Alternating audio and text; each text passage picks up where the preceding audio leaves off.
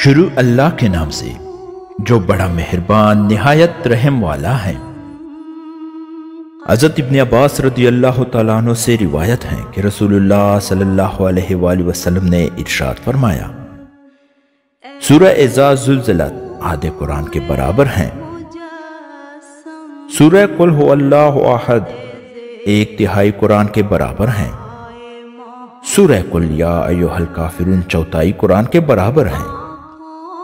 قرآن کریم میں انسان کی دنیا اور آخرت کی زندگی کو بیان کیا گیا ہے، اور سورہ اذا زلزلت میں آخرت کی زندگی کا موثر بیان ہے، اس لیے یہ سورت آدھے قرآن کے برابر ہیں۔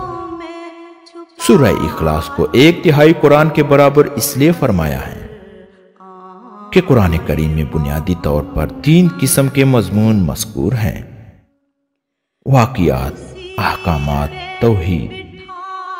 سورہ قل یا ایھا الکافرون چوتھائی قرآن کے برابر اس طور پر ہے کہ اگر قرآن کریم توحید، نبوت، احکام، واقعات یہ 4 مضمون سمجھے جائیں تو اس صورت میں توحید کا بہت اعلیٰ بیان ہے۔